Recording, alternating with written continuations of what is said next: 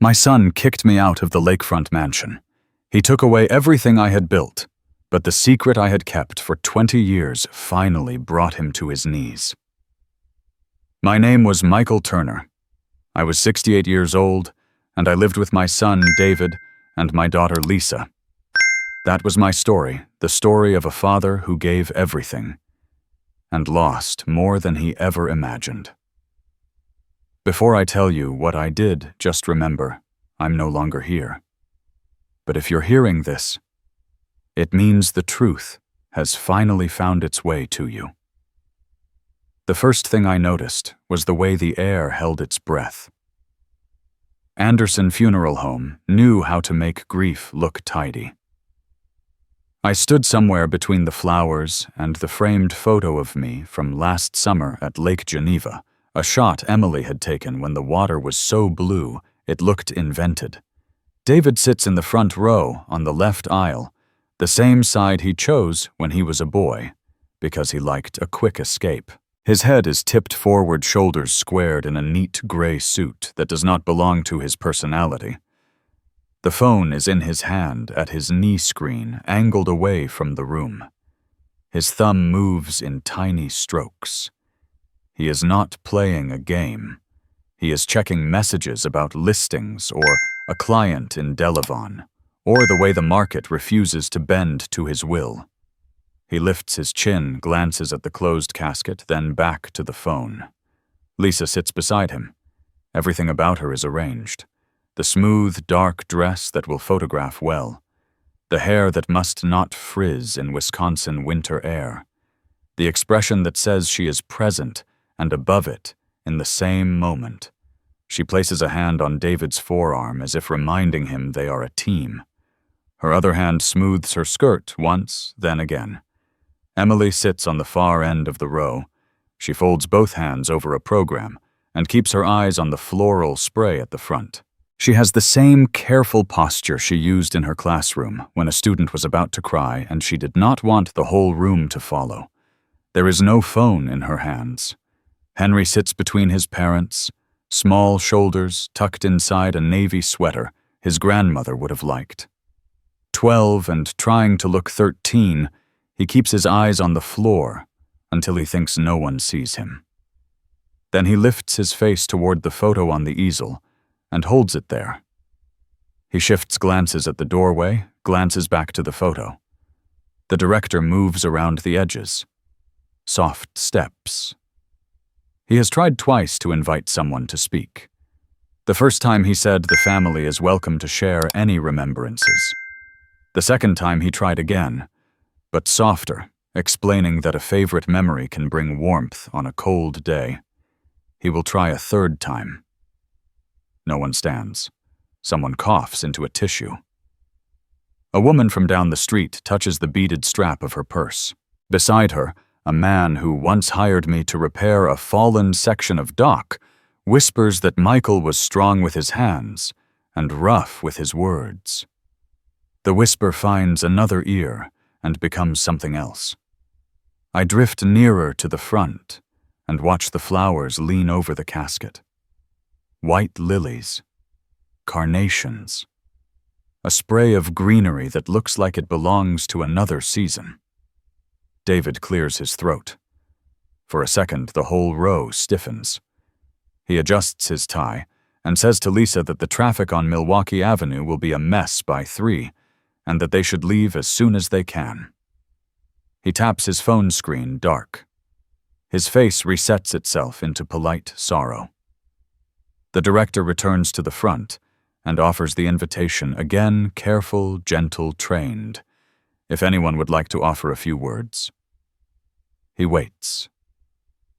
David looks at his shoes, then at the casket, then to his left, where Lisa holds his arm. Emily's fingers tighten on the program. Henry lifts his head, looks at the director, then at his father. He says something I cannot quite catch. My mind walks out into the February light without leaving the room. I see Lake Geneva, the way it looked in late spring wind, pushing narrow waves into the limestone shore. I see Laura leaning in the doorway with a cup of coffee, She would not drink because she liked the way it felt warm in her palms. The present returns. A group from St. Francis Parish settles into the last row with the soft clatter of rosaries tucked back into pockets. A neighbor whispers that it is a shame about the way things turned out with David and the house. Emily leans forward. Lisa shifts. David glances at her. Emily sits back down. A narrow sound escapes Henry. It is not a sob. It is the beginning of one. David looks down quickly and puts a hand on his son's shoulder. Henry swallows and nods. The director clears his throat very softly. He suggests that if no one from the family wishes to speak, a neighbor or friend is also welcome. Mrs. Blake from 2 doors over starts to stand, then rests back down. She once brought a casserole when Laura died, and it sat untouched on our counter until the plastic bubbled in the late summer kitchen heat. I see the morning I told David he needed to come clean about the classes he had skipped and the loans that were past due. I remember the sound of the pen when I signed the refinance to cover the bill that was bigger than honesty. The director tries one last time. If there are no speakers, we will move forward with the commendation. He nods to the minister. The minister begins his prepared comfort about rest and green pastures and a table made ready. I step closer to Emily. Her eyes are wet but quiet. She breathes the way she tells her students to breathe when they think they are going to cry and do not want to. David glances at the clock near the exit. Lisa shifts in her seat and adjusts the strap of a black handbag I have seen at 3 holiday dinners and 1 graduation. Henry looks at the floor again, then at the photo, then at the space where a person would stand if they were brave enough to speak. No one stands. The service moves forward. The director signals with his eyes and a staff member eases a small table into place to receive the guest book. Pens are set just so. People begin to rise by rows. The sound of fabric and chair legs and shoes on carpet becomes the only music. A woman from the parish tells Emily that her father was a good man who worked hard. Emily nods and says thank you. David shakes a hand and says, "Appreciate you being here." Henry drifts a step apart and looks up at the photo again. I stand in the space between the casket and the door, and I feel an old ache arrive without announcement. Outside the windows, a cloud slides across the sun, and the light in the room shifts by a shade. The director speaks low to the minister. The aisle clears. The door opens. Cold air pushes in. I let the moment rest without trying to fix it. The room is doing what rooms do when people have decided not to say the one thing that matters. I can wait. In 1995, I stood with Laura on a scrubby strip of shoreline south of downtown Lake Geneva and tried to see a house where there was only wind and limestone.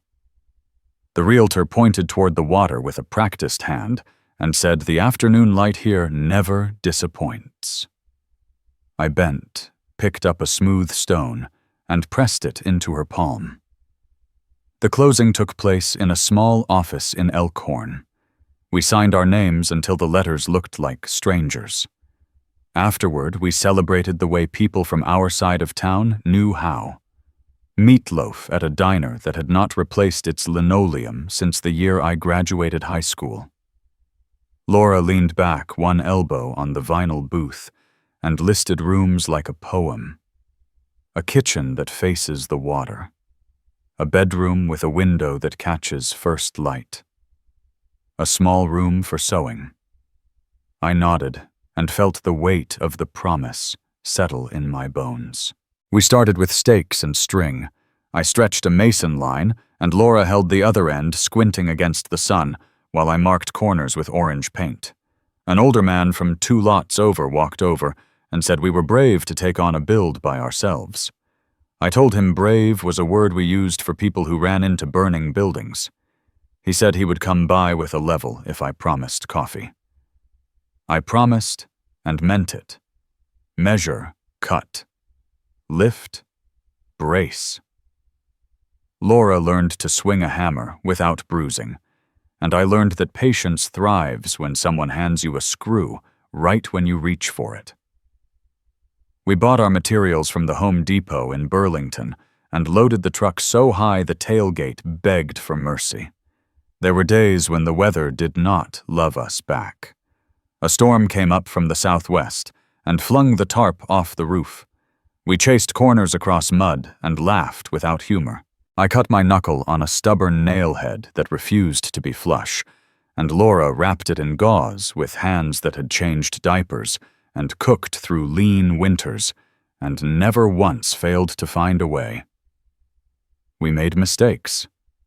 A wall went out of square by an inch and taught me a lesson that cost a morning. I set a window too high and took it out. Laura painted a test patch the color of lake water and decided it made the room look like a hospital, so she chose warm white instead. We learned to forgive small errors because the structure was sound. The kitchen came together with a stubborn joy. We placed the sink under the window because Laura liked to wash dishes while the lake told her its weather. We set a narrow shelf near the stove for her spices, even though we did not have names for half of them.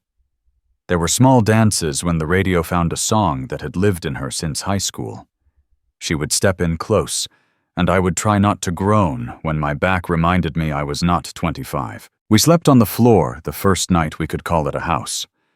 2 sleeping bags unrolled in the living room. A lantern on a paint can, the lake whispering outside.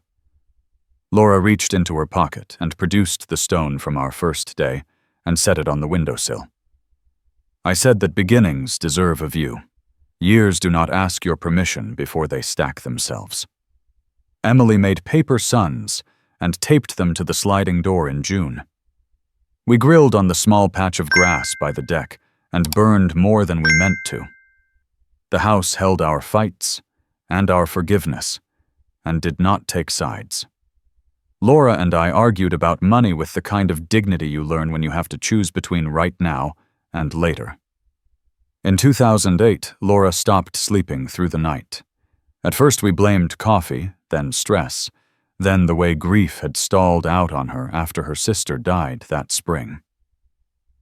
The doctor in Janesville was gentle, which made the news harder. Treatment came like a schedule that did not care about birthdays.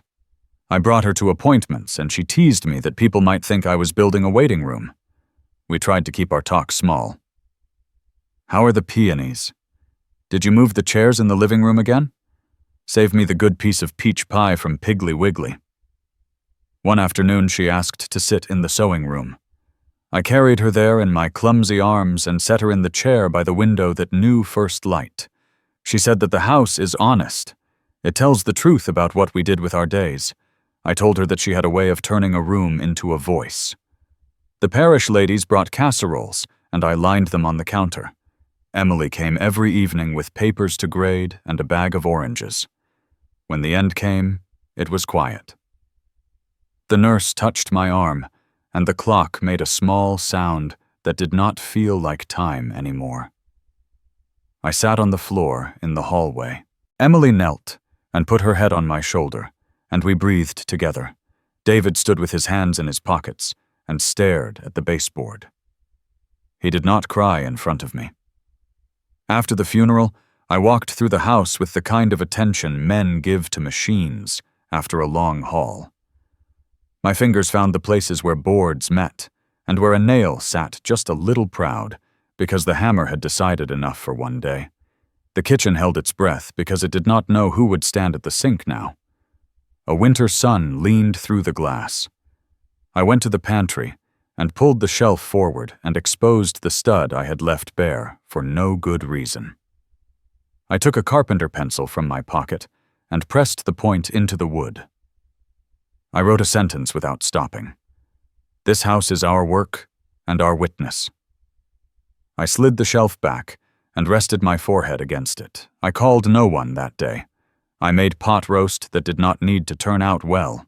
When night settled, I walked down to the water and stood where we had stood on the first day, and I picked up another stone. I told myself out loud without drama that this place would remain what we built it to be. Not a stage, not a prize, a testament. In the weeks that followed, I learned the small tasks of one person where two had been. I fixed the porch rail I had meant to fix last fall. I cleaned the gutters while snow hung stubborn on the shaded side of the roof. I stacked the casserole dishes and returned them with thank yous. I found Laura's lists in the drawer near the stove and folded them like thin letters and placed them in a box with a lid that fit. At night, I sat in the chair by the sewing room window and faced the water myself. The house did not feel empty. It felt charged with a job. People think legacy is a matter of grand gestures. I learned it is a matter of care. I would keep the place intact. I would not let it be carved up by impatience or vanity. I would do the paperwork that living men forget to do. I would spare Emily from refereeing, and I would not give David an excuse to mistake impulse for authority. It asked for action, and time was ready to work. The first sign was a call from the bursar at the university in Whitewater. She said David had missed a tuition deadline. She said there was a hold on his account. She said he could not register for spring unless the balance was cleared. I told Laura they said what we already knew. I drove to Whitewater. David met me outside the advising office. He said the classes were ridiculous. He said the professors did not live in the real world. He said he was thinking about taking a semester off and working construction with me to make some quick money. I told him to finish the semester and we would talk. He said he was already done talking. He said the bill was due and he did not have it. I went to the bank in Lake Geneva and refinanced that spring. I signed where the man pointed, the man. We walked out into the bright day. Laura slipped her arm through mine. She said we were a team. I said that was the only thing that felt certain. David worked briefly at a warehouse, then painting houses, then came to a site with me. Each time he quit quickly. He accused me of wanting him to be a copy of me. He said I liked the idea of him struggling because it made me feel useful. I told him usefulness has nothing to do with pride and everything to do with survival. He said I always had a speech. I said I always had a roof to keep dry and a bill to pay. When Laura got sick in 2008, the fights paused. David visited on weekends and learned how to talk around an illness. After she passed, David told me he needed to try something new. He said sales made sense to him. He liked talking to people.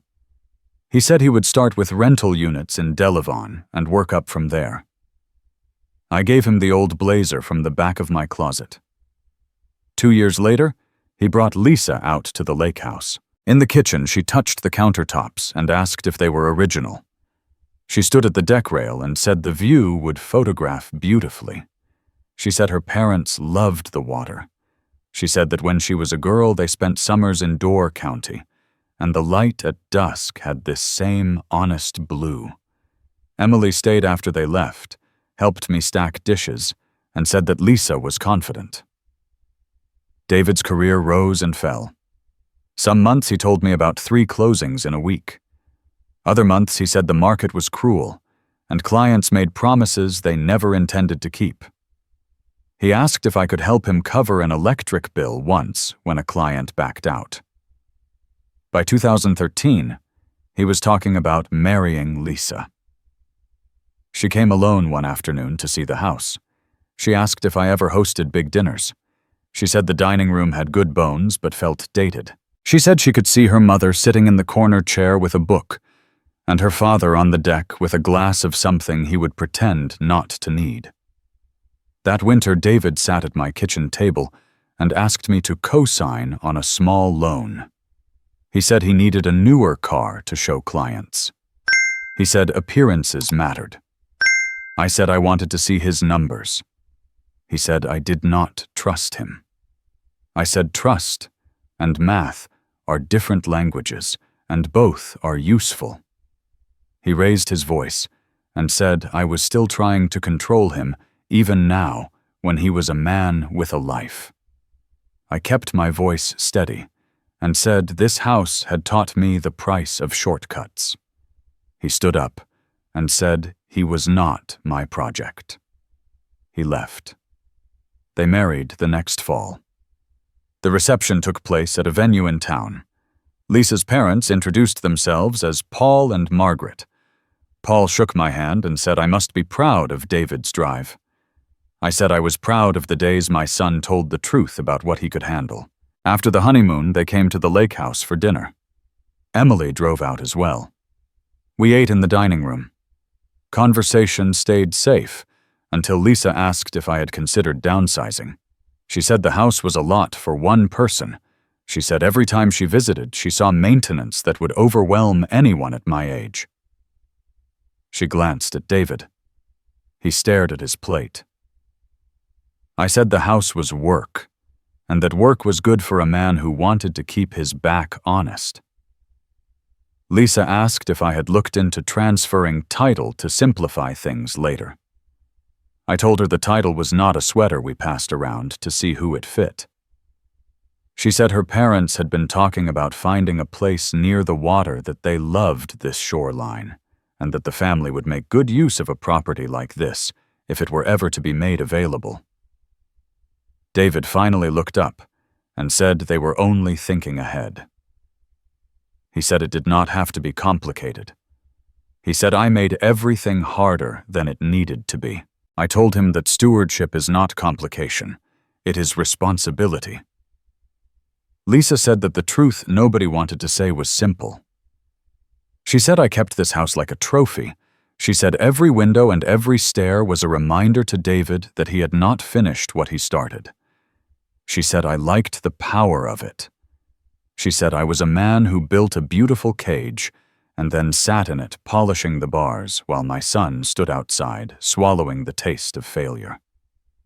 Emily set the bread knife down with care and said she would make coffee. David rubbed his forehead. I let my hands rest flat on the table. I counted 3 breaths and then 3 more. I looked at the chair where Laura used to sit, and I reminded myself of the promise I had written behind the pantry shelf. Then I stood and cleared the plates one by one, not because the meal was over, but because I understood that the evening had chosen its ending without asking us. I had wiped the counters and tightened a loose hinge on the pantry door. A car pulled up in the gravel. I watched from the kitchen window as David stepped out in a blazer that tried to make him taller. Lisa followed her steps, quick and light. Paul and Margaret climbed out of the back seat. I opened the door before they could knock. Paul admired the stonework on the steps and said a craftsman had lived here. We settled in the dining room. She set a leather folder on the table and placed her hand on it. David stood behind her chair with his jaw set. Lisa said they had talked everything through and that there was a way to remove stress from my life. She said the house was a burden. She said I had done more than enough. She opened the folder and slid a stack of papers across the table. David said it was a quitclaim deed. He said if I signed today, we could file it in Walworth County tomorrow and make everything simple. I let the papers sit where they landed.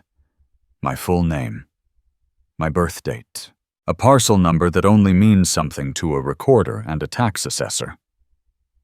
I read the sentences carefully. Margaret said she had seen friends make the mistake of clinging to houses and that it never ended well. Paul said they would make good use of this place. I asked who would hold title if I signed. David said that for now it would be placed in his name. He said later they could adjust to include Lisa and perhaps her parents. I asked what prompted the urgency. Lisa said her parents were exploring options and that this was the responsible moment to act. She said the market was favorable. I told them the title was not available. I told them the house was not a burden.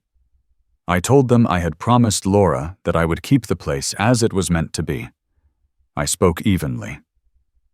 David did not like the tone. He said this was the reason he never felt free. Lisa gathered the pages. Margaret nodded and said time comes for us all. Paul said he could start arranging contractors next week. I stood and went to the sink and poured water into a glass and drank it while looking out at the water that had been my witness longer than any of the people in the room. When I turned back, I saw David sitting with his elbows on his knees and his fingers laced together like a man preparing for a hired negotiation. He said the house had stood long enough under my name. He said he was offering a chance for dignity. I said no. It was a small word. It did not raise its voice. It laid itself down between us like a piece of lumber. Lisa said the paperwork was straightforward. David said I did not have a choice. I told him he would not speak to me that way in this room. He stood fast and said I had never listened to him in any room. He said I was a weight around his neck. He said I was a burden. Paul said this was normal. He told me to consider the relief of handing over the keys. Lisa slid a pen across the table and it stopped near my wrist. She said that if I signed now, we could avoid the discomfort of involving outside parties. I thought of the day Laura and I placed the kitchen sink under the window because she liked to watch the weather move while water ran over her hands. I thought of the sentence I had written on the bare stud in the pantry. I pushed the pen back to the center of the table with 2 fingers. I said the conversation was over. I said I was going to make coffee. David stood so quickly his chair scraped. He said if I would not sign, he would make sure this was handled another way. He said I had no idea how hard he was willing to push. He said he was done asking. The first rain hit the deck.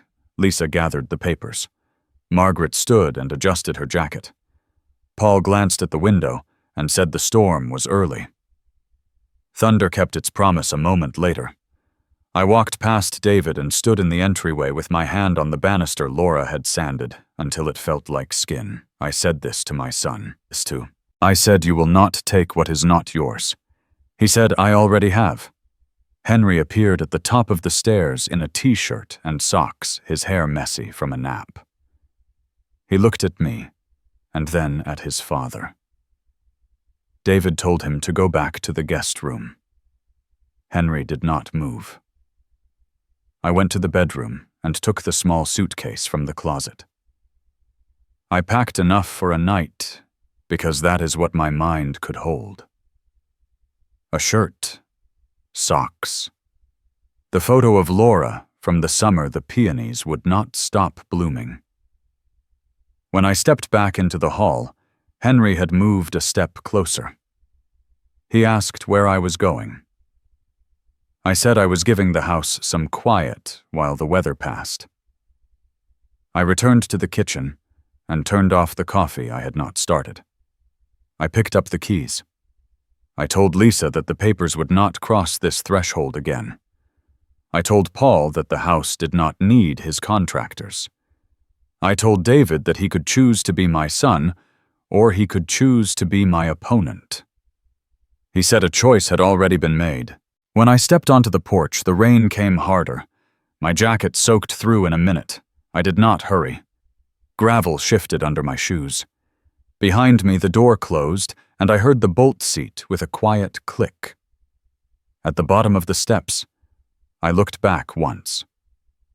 Through the window, I could see Henry at the landing, both hands on the banister. He lifted a hand the smallest amount. I lifted mine in answer. The rain put a cold line down the back of my neck. I turned and walked to the truck. The engine caught on the second try. Wipers dragged a clear path and lost it again. Then I put the truck in gear and rolled down the drive. The rain carried me south on Highway 50 past storefronts closed for Sunday and gas stations lit like lonely ships.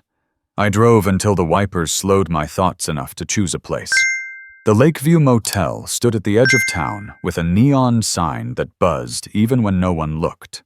The clerk slid a key across the counter without lifting his eyes from a muted television. Room 7 smelled of damp carpet and smoke that had tried to hide under lemon cleaner. The bedspread was patterned with shapes that made no promise.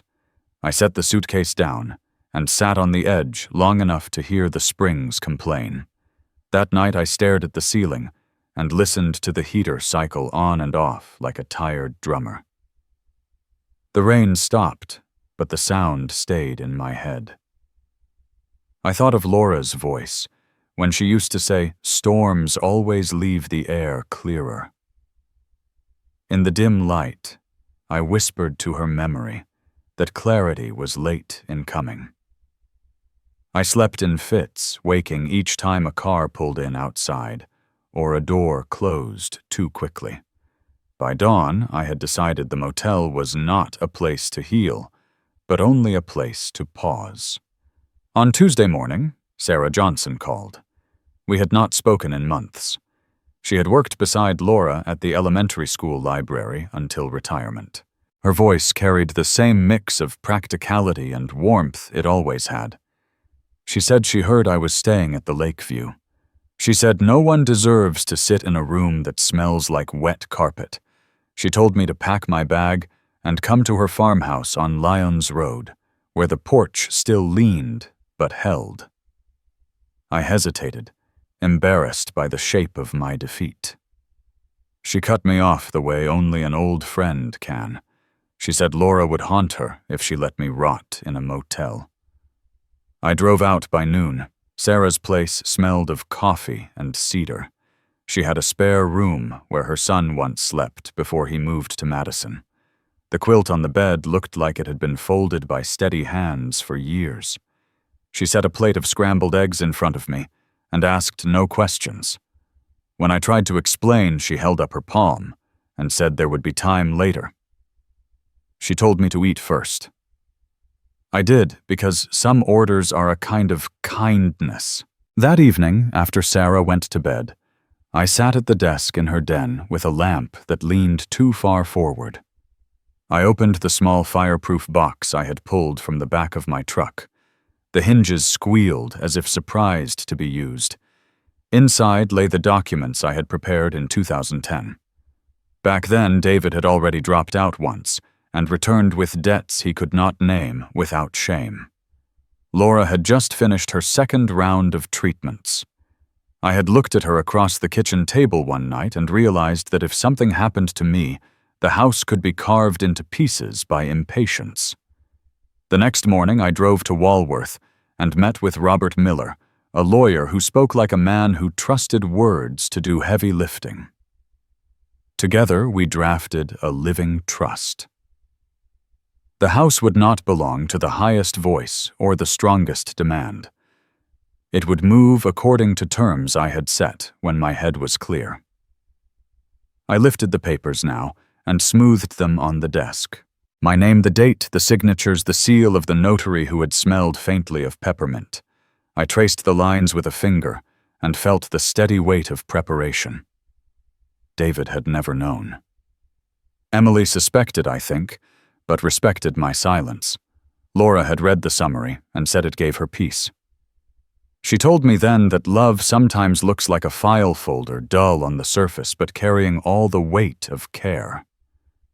I had smiled at her choice of words and tucked the trust away like a safeguard against storms I could not predict. Beside the trust lay an envelope I had addressed, but never sent. Tonight I took a fresh sheet of paper and began again. The pen moved slower than it used to. I wrote to Robert Miller, instructing him on what to do when my time came. I told him not to release the documents until the funeral, no matter what noise came from the family before that. I told him to explain that the trust had been tested by years of silence, that its weight came not from money alone, but from intention. I asked him to read my letter aloud, if no one else had the courage. I asked him to remind David that a house cannot be stolen if it is already spoken for by a deeper promise. I folded the letter, slipped it into an envelope, and sealed it with a thumb that shook only once. I sat back in the chair and let my eyes rest on the lamp's narrow glow. Sarah's dog barked outside at something unseen and quieted again. I thought of Henry's face at the landing, the way he had looked at me, as if asking which story would be true, the one his father told, or the one he saw with his own eyes. I thought of Emily, steady as a shoreline, too quiet to fight loudly, but unwilling to abandon me. I thought of David carrying anger like a tool he believed would always work.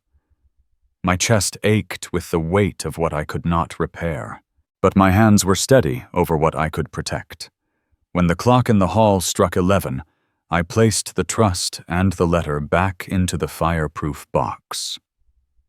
I closed it, gently, turned the key, and set it at my feet. I stared at the scuffed metal surface and whispered words meant for no one but myself.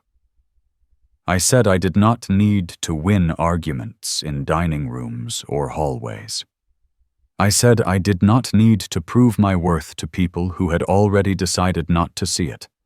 I said the house carried our labor and our love, and that truth does not need applause. It only needs time. My eyes caught the reflection of my own face in the dark window. The lines were deep, but so was the resolve. I carried the box to the spare room and slid it under the bed where shadows kept it safe. Before I turned off the light, I looked once more at the quilt folded on the bed and thought of Laura's hands, how they used to smooth fabric without thinking. I placed my palm flat on the dresser, steady firm, and said aloud that I would not bend again. Justice had already been written. All that remained was to let it speak when the time was right. Parties are loud even when you are not there to hear them. I was at Sarah's place, stacking the last of my clothes in her old maple dresser, when the lake house filled with people who had learned to speak about beauty as if it were a purchase. I know the shape of that afternoon, from the way neighbors later told their stories, from the details Emily allowed to surface, and from the few careful sentences Henry offered, like pebbles placed in my hand. I can hear Paul's voice carrying over the water, proud and round, as if the shoreline belonged to his breath. They called it a little get-together. Margaret asked Mrs. Blake from 2 doors down if she thought the dining room would be better with a long farm table and a runner to pull the eye toward the window. She asked, as if the answer were already printed on a card. The grill smoked. The lake gave them its usual kindness. David stood near the railing in a navy sport coat and smiled in a way that did not break his face. Lisa moved through rooms like a realtor at an open house. She led a small parade to the sewing room and said it would make a perfect reading nook for her mother. Paul poured himself a drink and announced to anyone within range that the place had always wanted a proper host. He said that for years it had been a workshop for a man who could not tell the difference between sentiment and stewardship. Margaret stood with a plate balanced on her palm and said at last, the house would sit at the center of a family that knew what to do with it. Mrs. Blake asked where I was. Lisa said in a tone she kept for difficult clients that I needed some time to adjust, and that everyone processes transitions differently. She touched Margaret's arm, and the conversation moved on like a wave around a rock. Later, Mrs. Blake would tell me she wanted to say something, and did not. Emily arrived late and brought a bowl of fruit that no one opened. She set it on the counter and said hello to her brother in a voice that tried not to reveal anything it could not take back. He hugged her with the exhaustion of a man who has already defended a decision more times than he can count. She stepped onto the deck and watched the water until the noise from the kitchen asked her to rejoin the performance. When Lisa waved her over, Emily said she needed to make a call and walked down the side steps to the narrow path that led toward the oak trees. She did not come back for an hour. Henry began the day faithful to an assignment only he understood. He slipped away to the living room where the air moved slower. He stood before the built-in bookcase Laura and I had measured and cut on a summer afternoon when the radio could only find one country station and a preacher. His eyes scanned the shelves out of habit. He reached for the bottom shelf, where a row of old manuals and paperbacks leaned against a wooden bookend shaped like a sailboat.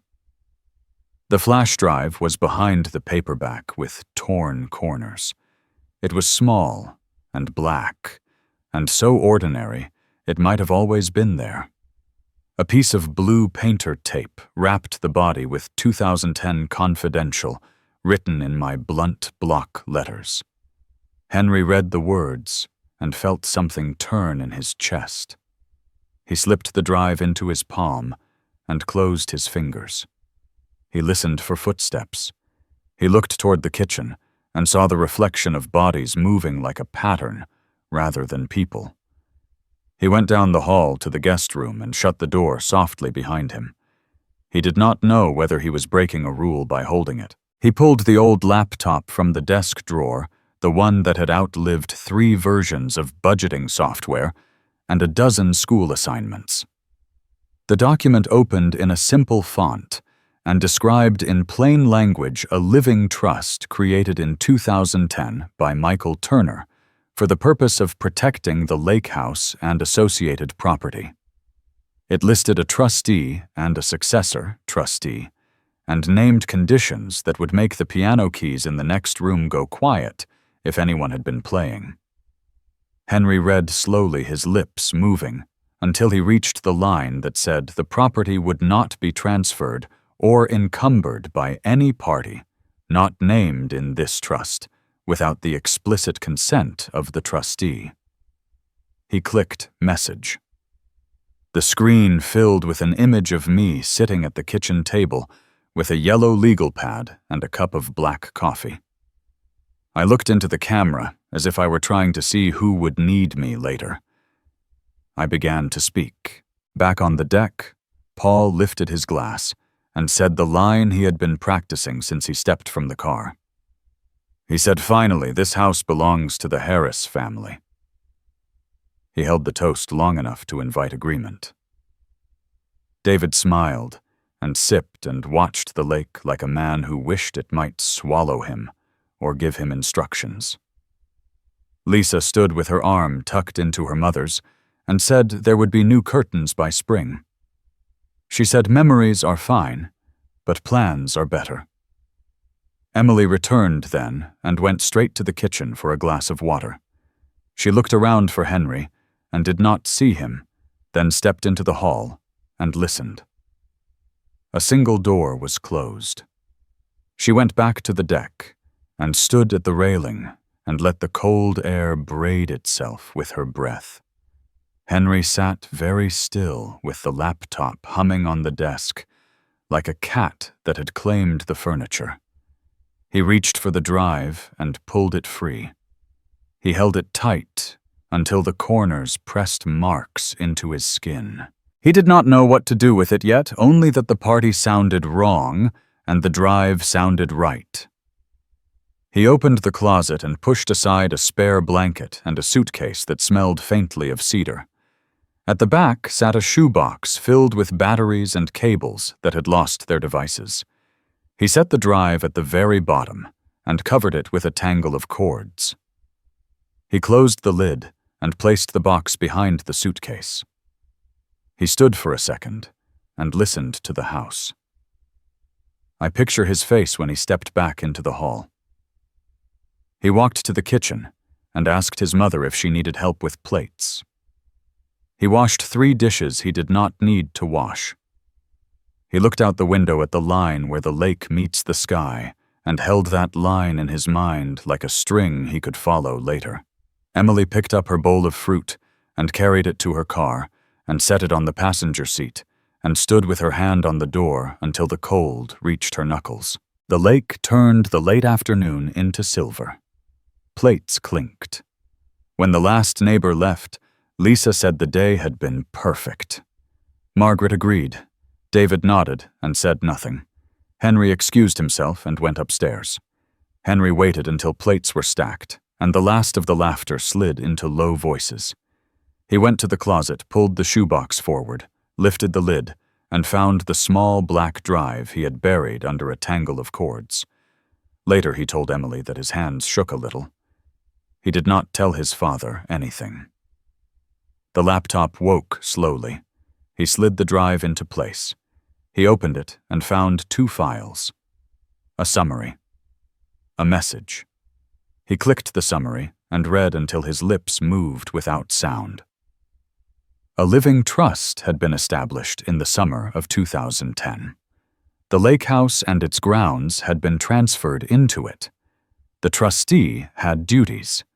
The successor trustee had duties if the first could not carry them. No transfer or encumbrance would be valid unless it met the terms written here. He scrolled to the end and stopped at a paragraph I had argued to include against the habit of lawyers to prefer clean bones to living muscle. The intent of this instrument is to protect the property from misuse by heirs who fail to act in good faith toward the settlor or each other. Then he clicked the message. The camera sat on a stack of books on the dining table, and the edge of a yellow legal pad cut the bottom of the picture. Laura sat already in her place wearing a blue sweater that made her eyes hold the lake even indoors. I sat beside her. If you are watching this, we began in the simple language of people who are new to machines. It means time has moved the way time always does. I said that we had made the house with our hands and our stubbornness and our days, and that we had learned how easily things get taken apart when no one is looking. She said the house was more than an address. It was proof that love can be measured in beams and nails, and the quiet way people keep promises. I explained that we met with Robert Miller in Walworth to put the house into a living trust. I said the words slowly so later ears could keep up. It would mean the property could not be handed over by impulse anger or bad advice. It would mean that grief could not push anyone into a decision that would regret them for the rest of their lives. Laura said we knew our children might struggle. She said love does not prevent struggle. It only decides not to abandon people while they do it. She said if our children ever turned their backs on us or on each other, the house would not belong to them. It would wait for the one who remembered what we taught. I said if a child turns his back, the house does not follow him. If anyone treats this place like a trophy, it will slip through their hands. I told the camera that this was not punishment. It was protection. It was the job of a father to protect what a mother made sacred. It was the job of 2 people who built a roof to make sure it stayed over the heads of those who deserved shelter. I said the truth was already written and did not require permission to stand. She said that if you are our grandchild and you are the one watching, you should know we believed in you before you could spell your name. She said that memory can be a kind of inheritance. She said the lake would tell you when you were doing the right thing because it would sound like breathing instead of breaking. The video ended without ceremony. Henry sat very still and stared at the blank screen. Downstairs, a chair leg tapped the floor and someone laughed too loudly. He pulled the drive out and held it in his fist. He closed his eyes. Tears came because they understood what words were still arranging. He had seen his grandmother alive. He had heard his grandfather speak without the filter of anyone else's anger.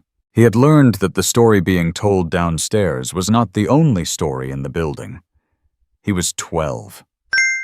He had the sense to know that truth can be louder than any adult in a room, and still the best choice is to keep it in your pocket until the room is ready to hear it. He stood and went to the closet and moved the shoebox again. He did not put the drive back with the dead batteries. He slid it into the pocket of his jeans and pressed his hand over it, as if checking a pulse. He washed his face at the small sink and watched himself in the mirror until he could make his expression plain. "Practice this now," I wanted to tell him, "since there will be nights when you will have to carry a secret without dropping it." He cracked the door and listened. The deck door opened and closed. The refrigerator hummed. Lisa's voice rose and fell like a sales pitch tuned for a dinner table. Margaret asked about curtains again. Paul repeated a joke about being a man who knew boats but preferred porches. David said nothing. Emily's footsteps crossed the kitchen and stopped. She stood at the window that looks over the water and held the counter with both hands. Henry walked down the stairs and stepped into the kitchen like a boy late to class. Emily looked over and saw his face and did not make a fuss. She handed him a dish towel. Together they dried plates that did not need drying. She asked if he wanted to stay at her apartment next weekend. He said yes, and kept his eyes on the work. She told him she had to go back to school early tomorrow to set up a reading corner. He nodded and asked if he could help. Their voices sat next to each other without leaning. Later in the guest room, he lay on his back with the drive under his pillow. He watched the ceiling and counted his breaths the way a good coach teaches a nervous player to count. He thought about the sentence Laura had given him through the glass of years. Memory can be a kind of inheritance. He added his own line without saying it aloud. So can courage. The house settled. The lake walked its patient steps along the limestone. In Sarah's farmhouse, I folded the quilt down to my waist and stared into a dark that felt less like absence and more like a pause with a job to do. Somewhere between my breath and the quiet, a boy had chosen to carry what mattered without breaking it. He did not tell anyone. Not yet. He did the brave thing that looks like doing nothing. He waited.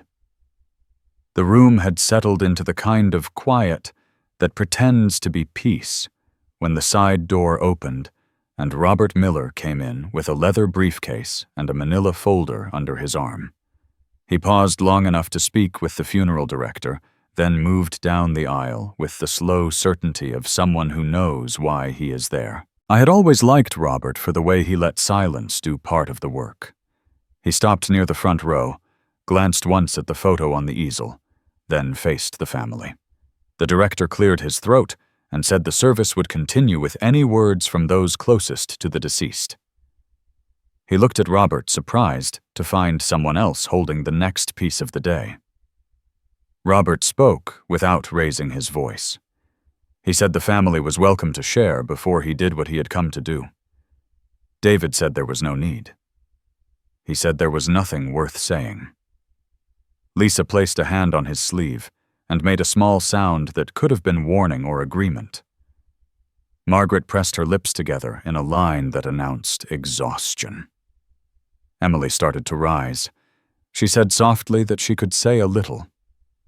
David touched her wrist without turning his head, and she settled back into the seat. Henry watched from the end of the row. His face carried the careful blankness he had practiced upstairs the night he tucked a small black drive under his pillow and made a promise to the quiet. He looked from Robert to the casket, and then to me or to the space where he believed I might stand. Robert thanked the director and stepped toward the lectern. He said that he had represented Michael Turner in matters concerning the property on Lakeshore for many years. He said he had come to honor a set of instructions that were part of the same care with which the house had been built. Then he looked directly at David, then at Lisa, then at Emily, and finally at Henry. He said that the man they were burying today had left more than they imagined. David tried to laugh and found he could not. He said something about tidying up paperwork and letting the day be the day. He asked Robert to save administrative details for later. Lisa sat straighter. Robert did not step back. He said he would be brief. He said that when a man spends his life building something, the law should be made to hold it as carefully as his hands did. He said there were documents that needed the air of the room as much as the roses did. He set the folder on the lectern and slipped a single sheet free. Henry glanced at his father and then at Robert again. He knew something no one else there knew. Robert said the first thing that needed saying was simple. Years ago, a living trust had been created and funded. He named the summer. He said the property by the lake had been placed into that trust with the stated purpose of protection. He said the trustee had acted and would continue to act in accordance with those terms. David leaned forward and asked what exactly was being protected, and from whom. His voice carried a burr he could not sand down. Lisa added that family matters should be handled within the family. Robert let both statements fall to the floor without trying to catch them. He said the trust contained language about good faith between heirs and toward the settler. He said the document made clear that no transfer or encumbrance would be valid unless it met conditions already established. He said the trust was not a fence for decoration, but a wall with a purpose. The words found David and stayed near him like weather. The director took a step, as if to ask whether this belonged in the chapel, then thought better of it when no one moved to stop anything. The minister folded his order of service and waited with the patience of a man trained to share rooms with lawyers and grief. Emily lifted her head. She asked Robert if he needed anything from her. Her voice was cautious and clean. He said not yet. He said there would be time for that. Paul asked if anyone would like coffee. Margaret said this was unkind. She said the dead should be allowed a quiet goodbye. She said there would be time to talk about assets. Robert said he was not discussing assets. He said he was honoring instructions that were to be honored here in this room among witnesses. He said that was the point. The day belonged to grief. But grief and truth are cousins, and do not quarrel when they have been raised well. David rubbed his forehead the way he does when a client asks for a cut he cannot give. He told Robert he was making a scene. He said his father had always liked to make things larger than they were. He said the house would be better off in hands that planned for the future. He said I had refused to plan. His sentences stumbled over one another, small and sharp. Henry folded his fingers together and placed them between his knees.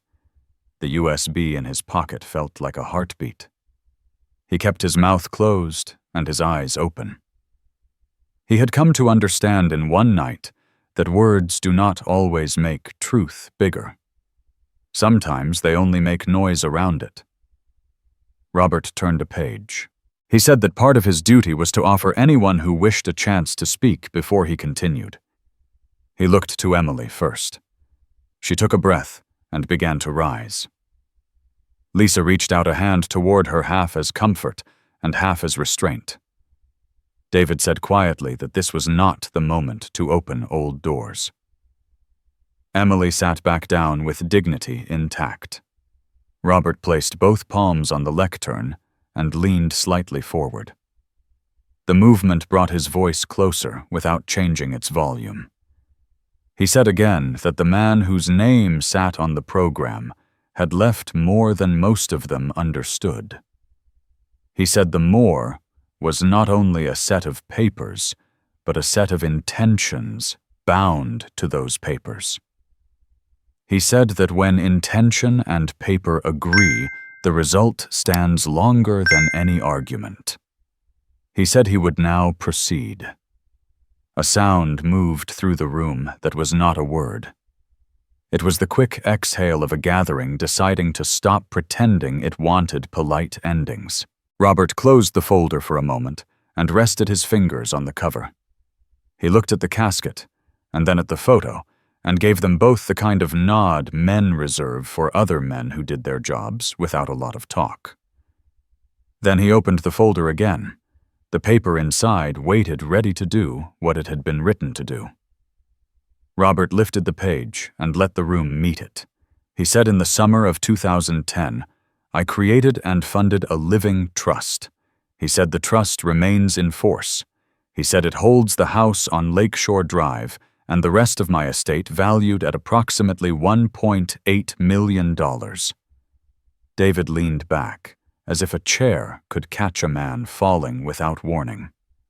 Lisa straightened chin high, already forming the kind of argument that has more voltage than sense. Paul looked at Margaret, and she looked back at him with the expression people wear when they realize they have misread a map. Henry watched with the stillness of someone who knows a secret and is measuring the distance to the moment it will no longer be his alone. Robert set the page flat on the lectern and placed 2 fingers on its edge, as if to keep the air from turning it. He said the trust is clear that the property does not belong to David Turner and does not belong to Lisa Harris Turner.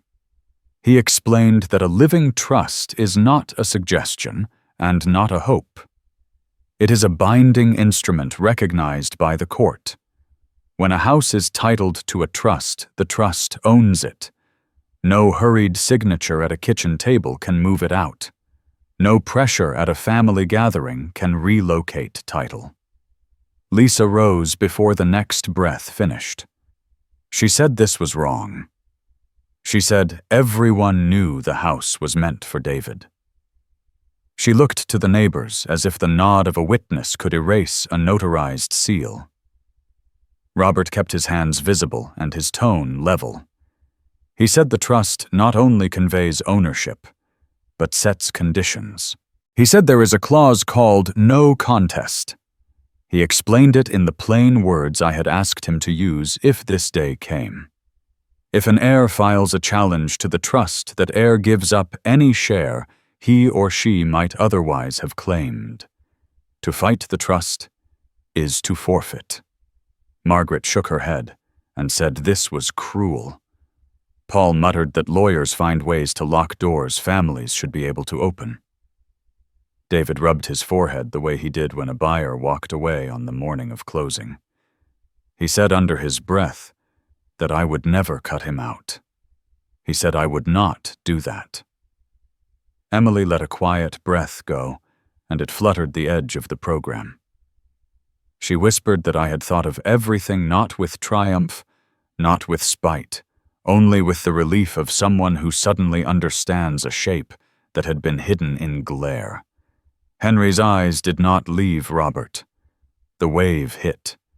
He did not run.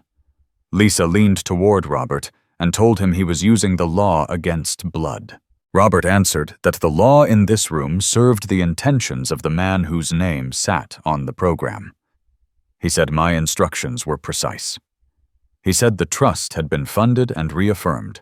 He said records existed in Walworth County and in his file and in the title records. He said no private arrangement could overrule what had been done. A murmur moved through the back rows and then collapsed into quiet, as if the room remembered that noise did not change the shape of a beam. Mrs. Blake stared straight ahead and pressed her lips together the way people do when they wish they had spoken earlier in another place. Robert turned to a second page and did not read it. He summarized instead. He said the trust names a trustee and a successor. He said duties are spelled out.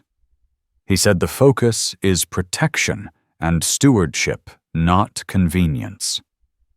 He said the language speaks of good faith between heirs, and toward the settler the word he uses when he means the person who created the trust. David finally found a voice that could carry. He said we would talk about this later. He said the chapel was not the place for legal lectures. Robert answered that he respected the need for reverence. He also said my instructions called for this to be said within the service, so no one would claim later that truth arrived by back door. He said the point of a living trust is that it lives in the open. Lisa sat down, and then stood again, and then sat. Paul swallowed and stared at the floor as if an answer were written in the grain. Margaret looked toward the side door, as if fresh air might make facts kinder. Emily put a hand on Henry's shoulder and felt how tightly the boy held himself to stillness. Robert closed the folder and rested his palm on its cover. He said the paper was not the only voice I had left. He said there was a recording. He said I had asked for it to be shared in front of family and neighbors. He lifted his briefcase and set it on the lectern and opened it with a small metallic click that the room heard without wanting to. He drew out a slim laptop and placed it where the paper had been. Before he began the connection, Robert looked at the front row one by one. He looked first at Emily, and she nodded without words. He looked at Henry, and the boy met his eyes without flinching. He looked at David, and my son stared back with the expression of a man who is not sure which way the ground will tilt. He looked at Lisa, and she lifted her chin as if defiance could turn light into shadow. He looked at Paul and Margaret, and they each held their breath as if breath could hold time. Robert spoke once more, so no one could say later that they did not understand what was being done. He said the recording would reflect my own explanations of why the trust existed and what it meant for the property and for the people in the room. He said it would be brief.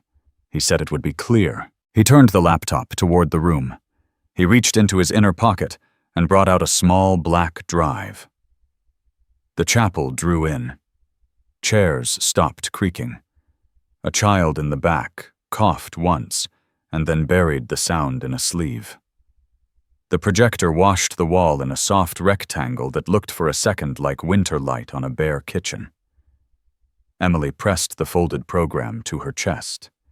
Henry's hands were open on his knees now, palms up, as if to show he could carry what was coming. Lisa smiled a small smile to herself that did not reach past her teeth. David lowered his eyes and then raised them again. Robert slid the drive into the port and waited for the screen to wake.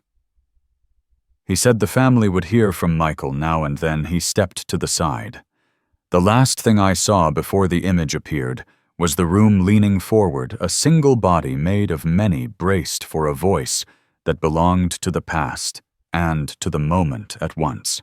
The kitchen came into view, the old oak table, the yellow legal pad, the window catching a sliver of Lake Geneva light.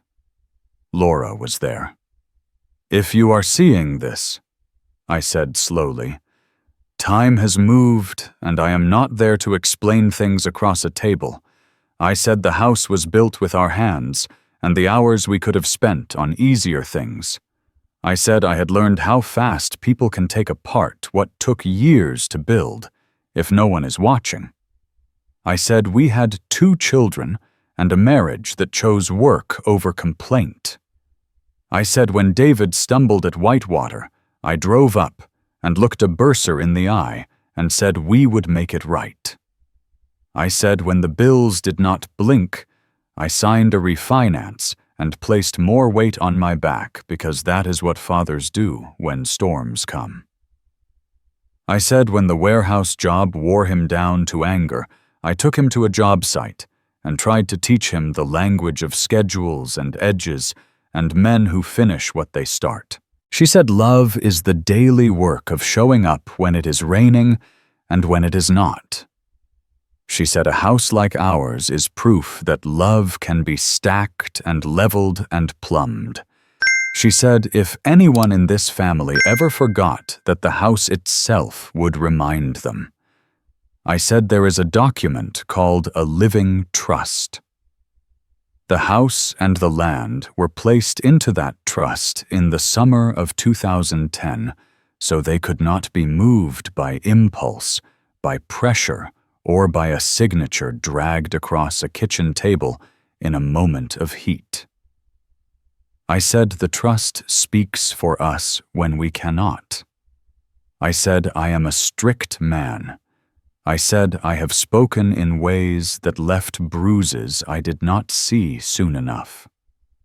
The strictness came from love and fear, not from hunger for control. I said greed whispers that history does not matter and that effort is owed to you. I said to the future faces in that room that if any child turned his back on the people who built this place, the house would not go to him. I said if anyone treated the place like a prize, it would slip through his hands. Lisa's breath came sharp. David stared at the floor, and then at the screen, and then at nothing. She said the point of a home is to keep a family honest. She said memory can be an inheritance when money cannot teach anything. She said if a grandchild was listening, he or she should know we believed in that child long before a single test score said anything useful. She smiled without sweetness, the smile she kept for the moments when a room needed courage. I went on, because the job was not done. I said this trust carries a protection most people only hear about when it is too late. It tells any heir who chooses to fight it in court that the fight itself is the forfeit. I said I am not using the law against blood. I am using the law to bind a promise that began with a hammer and a vow. I said if you think you can talk the house into forgetting how it was made, you will learn otherwise. It remembers. I named the sacrifices so no one could pretend not to see them. Nights on scaffolding while my knees argued. Saturdays on ladders when the rest of the world felt like yard chairs and music. The second mortgage that walked into my kitchen like a stranger and left like a roommate. The overtime checks folded into a drawer so tuition could be paid and engines could be replaced and the winter heat could run without complaint. I listed them the way a mason lists courses one on another until the wall can bear weight. I also named the gifts. Emily's paper suns stuck on the sliding door, so every morning looked like June. David's good laugh when the grill finally lit. Laura's voice from the sewing room while the lake threw diamonds against the shore. All of it paid into this place like deposits no one can withdraw. I said a man who has been given so much is bound to keep what was given in the shape he received it. My voice came down to a point then. I said if a child chooses disrespect, he will lose everything under this roof. If a child chooses love, he will keep the family. I said it as a person states the weather. In the chapel, Lisa broke. The sound came out of her raw and loud, a no thrown like a stone. She said I was manipulating from a grave. She said I wanted to humiliate my own son.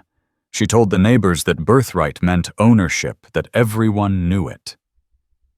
Paul reached for her elbow and missed. Margaret shook her head hard, a slow refusal that wished to be a reversal. David's shoulders began to shake. He brought a hand to his mouth and failed to steady it.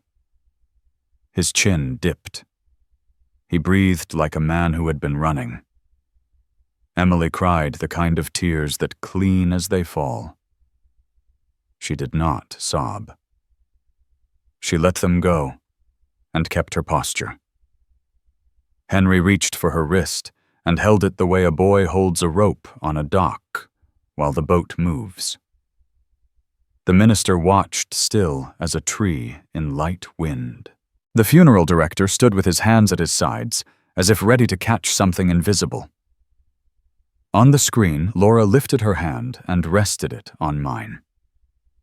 The image held for a heartbeat that felt longer than it was. Then I leaned close to the lens so the room could not mistake my face for anything but intention. I said the truth was written and did not need permission. I said, if you honor the love that built this place, this house will bless you. If you dishonor it, it will never be yours. The picture dimmed a shade. The camera had caught enough and decided to rest. The room did not move for a count that I could feel in my ribs.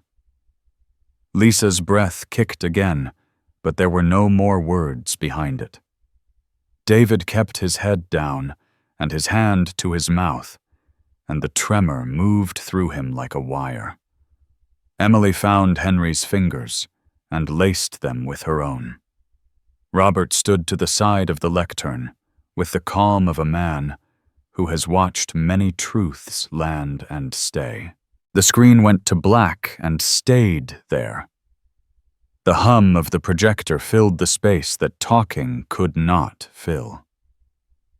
In that pause, the lake seemed to breathe somewhere behind the wall, quiet and sure, like a witness who knows the testimony is complete. Robert let the black screen hold for a breath, then closed the laptop with a soft click. He stepped back to the lectern, placed both hands on the wood, and looked at the family. He said, the trust now speaks, and I will carry its words. He said the property at the lake and the remaining assets are directed to my grandson Henry. He said because Henry is not yet of age, a separate trust will hold and manage the estate until his majority, with a fiduciary appointed to act in his best interest and with court oversight available for any dispute. The sentence ran through the room like a current. Emily drew in a sharp breath and immediately reached for Henry's hand. He gave it without looking away from the photo on the easel. David made a sound that began as surprise and ended as something older. He looked at the casket, then the screen, then at Robert. Lisa turned on her heel toward the neighbors and lifted her chin. Robert went on. He said the successor trustee named in the document would assume duties immediately.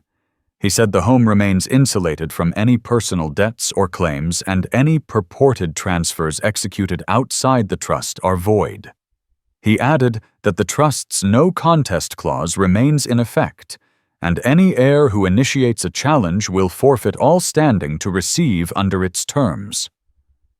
Margaret whispered that this was indecent. She said families should not be maneuvered in public. Robert answered that families often do their worst maneuvering in kitchens and driveways, and the point today was not maneuver at all. The point was clarity. Emily leaned close to Henry and breathed a single sentence that only he heard. His eyes did not leave the photo, but he nodded. David stood, then sat, then stood again. He moved to the aisle and stalled.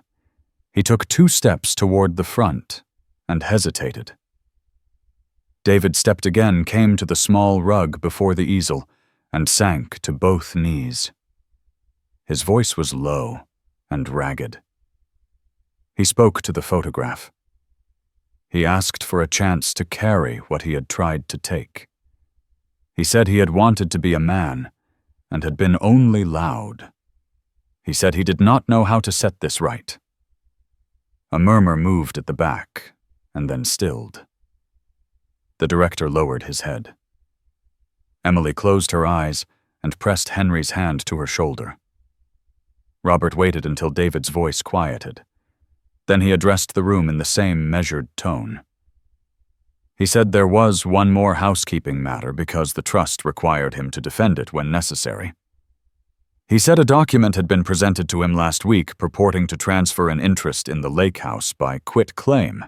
He said the instrument appeared to bear signatures that did not align with recorded exemplars and included notary information that did not match the commission dates. He said the matter had already been referred to the county recorder and to the district attorney for review as potential fraud. Paul's mouth opened, then closed. Margaret whispered that there had been a misunderstanding. Robert replied that genuine assistance does not ask a building to lie about who owns it. He said no one would be presumed guilty in this chapel. He said there were offices for that, and that those offices had been notified. Henry looked to Paul and Margaret, and then back to the photo. He held still the way a boy does when he is learning what the world calls justice and what it costs. Lisa told David to get up. David did not get up. He lowered his head further and touched the edge of the rug with his fingertips. The minister returned to the front with the thin book in his hands and the gentlest reading voice he could find. He spoke of mercy without pretending it cancels consequence. He spoke of fields and water and rest. Paul stood and tugged his jacket straight. Margaret stood with him. They walked down the side aisle with the careful speed of people hoping to leave the scene before a photographer arrives.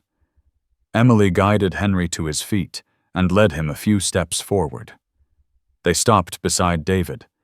She placed her free hand on his shoulder without saying anything. He looked up at her, at Henry, at the photograph. His mouth tried again to shape apology, and managed only breath. Neighbors began to move in slow lines, filing past the guest book, squeezing hands, speaking the phrases people keep for days like this. Sorry for your loss. He was a good man. Emily thanked each person. Henry stood with both hands folded and nodded when spoken to. David rose. Robert approached Henry and Emily and spoke softly. He said the court would move quickly to confirm the fiduciary. He said he would meet them tomorrow to review immediate needs and to secure the property without drama. He told Henry that stewardship begins with small steps before it learns to take big ones. The boy nodded and answered in a voice that carried enough to be heard. He said he understood. Lisa took a step toward Robert. She stopped when she realized the room was watching. She picked up her purse and turned toward the exit. She left quickly. The minister closed his book. The director signaled to the staff. The casket would go to the coach and then to the cemetery. People rose and smoothed their coats and gathered their small kindnesses. Emily lifted Henry's hand once more, and he held on. David stepped back from the rug and stood alone for a moment beneath the photo. He bowed his head and touched the frame with 2 fingers. He said something only the wood heard. I watched the whole of it from that place where breath and memory meet. The law had carried what my hands had set, and character had begun to bend under its own long lesson. The house by the water stood where it had always stood outside the chapel, but inside every sentence that mattered. The day moved forward the way days must, with gravity and the slow mercy of ordinary motions. Robert closed his briefcase. Emily gathered her purse and the folded program. Henry tucked his hands into his pockets. The door opened again, and the winter light reached in without asking who deserved it. The hearse door latched, the murmurs thinned, and the day shifted from ceremony to work. I stayed with Emily and Henry as they walked out to the parking lot and stood for a moment without talking. She put a glove on his small hand and told him it was time to go home. By late afternoon, the truck turned into the gravel at the lake house. Emily said they should start by opening everything. Henry went window to window with careful hands making sure each catch held. Emily found boxes of photographs stacked beside the buffet and carried them to the coffee table. He held up a frame of Laura and me on our wedding day, the two of us still more hope than history. He asked if this one should go first. She said it should.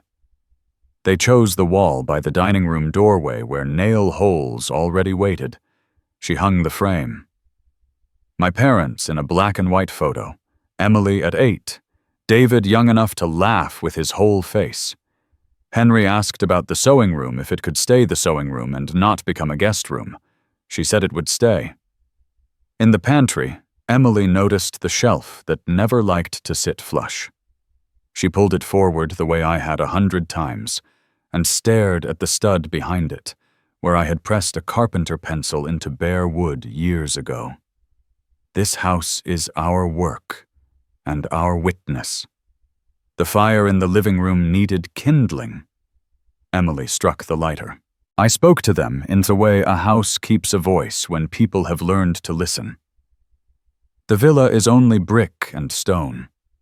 The real legacy is the lesson of love and justice. I felt the sentence settle on the room like a warm coat. Emily put the tea mug down and closed her eyes as if something had touched her shoulder. Henry looked up at the photos and squared his shoulders like a boy stepping to the plate. They cleaned without rush. Henry folded throws.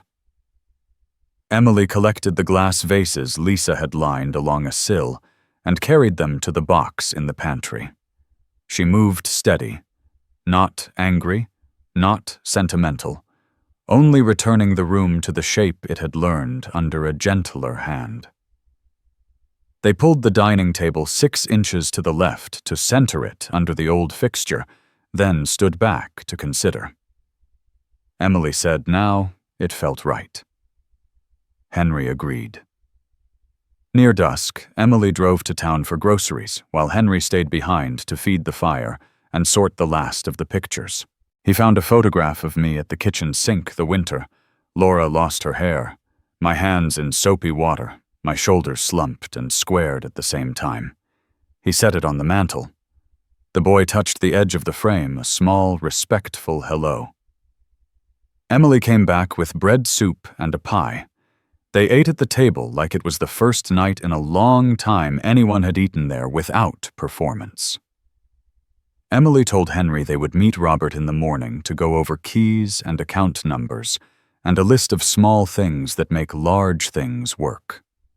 She said they would make a plan for repairs, not because the house needed to impress anyone, but because care is a form of gratitude.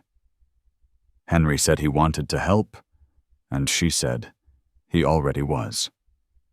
After dishes, they walked out onto the deck. The lake was a sheet of pewter, the sky a shade darker.